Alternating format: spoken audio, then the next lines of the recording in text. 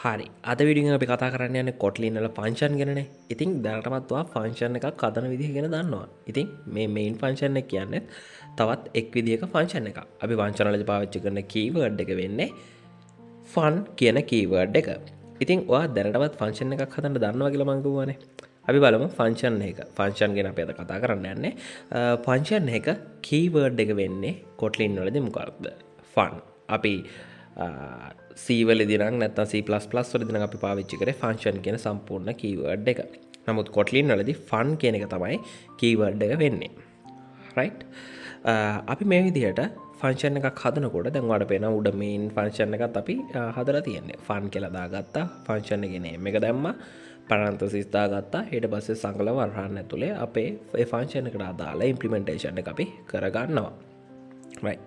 මම මේ විදිහට ෆන් කියල දාලා මයි ෆංක්ෂන් 1 කියලා ෆංක්ෂන් එකක් හදාගන්න මම එකති ප්‍රින්ට් ස්ටේට්මන්ට් එකක් ලියන් ලෑස් තියෙන ෆංක්ෂන් එක ඇතුලේ මං යට කියනවා ප්‍රින්ට් ln අපි මෙතන ප්‍රින්ට් කරගමු මොකක් හරි ස්ටේට්මන්ට් එකක් රයිට්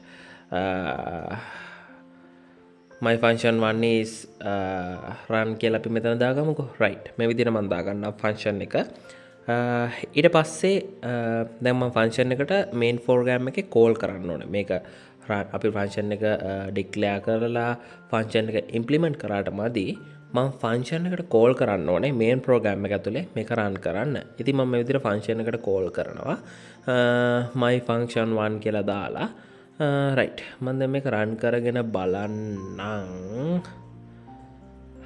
හරි මම මෙතන කමෙන්ට් එකකුත් දාගන්නම්කෝ call function කියලා right හරි දැන් මට මේක රන් කරන්න තියෙන්නේ මෙතන ෆන්ක්ෂන් එක ඉම්ප්ලිමන්ට් කරලා තියෙන්නේ ඒකට කමෙන්ට් එකක් කමෙන්ට් එකකුත් දාමුකෝ right පොඩි දෙයක් නේ කමෙන්ට්ස් ඕනේ හරි ඒක අපි අතටලා දාමුකෝ right දැන් මම මේක රන් කරගන්නම් මොකක්ද වෙන්නේ කියලා අපි බලමු එකක් my function right මෙතන ස්පෙලින්ස් වැරදි මගේ my function 1 කියන එකේ ඉම්ප්ලිමන්ටේෂන් එක කරපු තැන right මම මේක කොපි කරලා හැමම දාගන්නම් මෙතන n අකුරක් අඩුයි right හරි දැන් අපි රන් කරගමු හරි ඔයාලට පේනවා ෆන්ක්ෂන් එක රන් වෙලා ෆන්ක්ෂන් එකේ තිබ්බ print statement එක රන් වෙලා ඒ අදාළ output එක දුන්නා. හරි. දැන් අපි බලමු ෆන්ක්ෂන් එක parameters එක්ක අපි කොහොමද වැඩ කරන්නේ කියලා.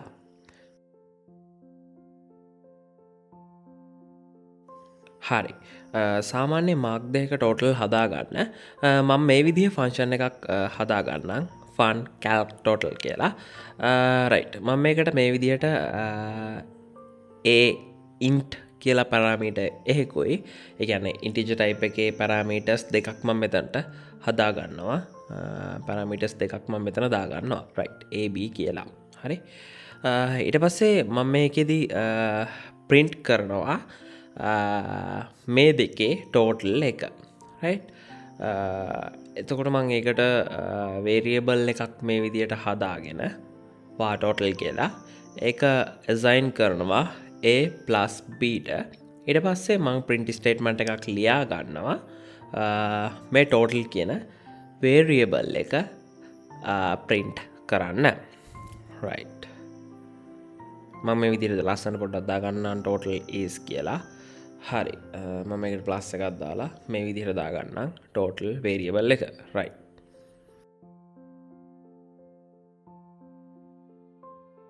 හරි දැන් cal total ෆන්ක්ෂන් එකේ වැඩ ටික ඉවරයි මම දැන් බලන්න යන්නේ 50 plus 30 වල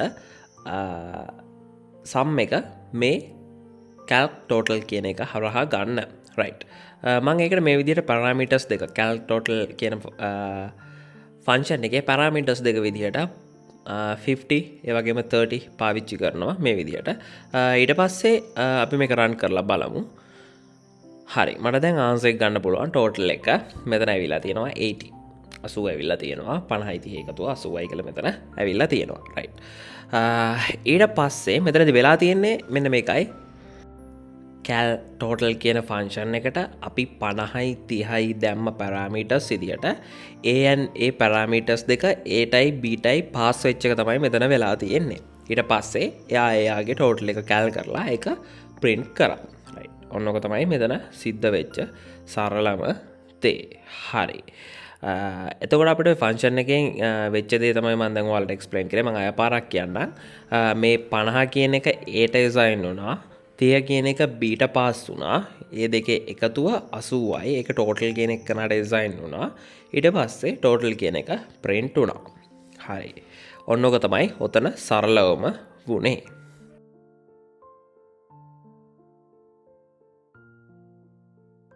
ඉතින් මේ විදිහට ඉන්ටිජර් ටයිප් එකේ විතරක් නෙමෙයි ස්ට්‍රින් ඔයාට ඕන ඩේටා ටයිප් එක පැරාමීටර්ස් හදලා ඒ පැරාමීටර්ස් පාස් කිරීම කරන්න පුළුවන්. ඒ හරහා වැඩ කරන්න පුළුවන්. ඉතින් මම මෙතන තව ස්ට්‍රින් පැරාමීටර් එකක් කරගන්නම් මේ a කියන එක. ඊට පස්සේ මම මේ විදිහට මෙතන print කරගන්නම් a+b කියන එක. right. a+b කියන එක.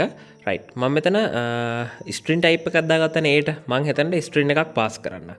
අපි මෙහෙම දාමුකෝ number is වගේ string එකක්. number is 30. right. අපිට ඒක තමයි print කරගන්න ඕනේ. මම දැන් parameters දෙක පාස් කරා. එකක් string අනිත් එක int. right. integer type එකේ. දැන් අපි run කරගෙන බලමු. දැන් ඔයාලට පේනවා number is 30 කියන එක print වෙලා තියෙනවා. ඉතින් මේ parameters එක වැඩ කරනකොට function වල parameters විදියට ඔයාලට ඕනම දෙයක් පාස් කරගන්න පුළුවන්. function අතර තියෙන දේවල් variables මේ විදියට පාස් කරගන්න පුළුවන්. ඒත් එක වැඩ කරන්න පුළුවන්.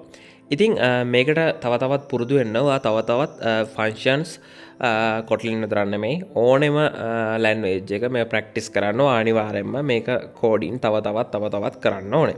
ඉතින් function කියන part එක ඔයා තවත් පුරුදු වෙන්න මේක තවත් practice කරන්න. මම හිතනවා ඔයාලට මේකේ idea එකක් ඔලුවට ආවා කියලා. මේකේ තව තවත් හොයලා ඔයා තව තවත් මේක practice කරන්න. එහෙනම් අපි හම්බෙමු ඊළඟ Kotlin video එකෙන්.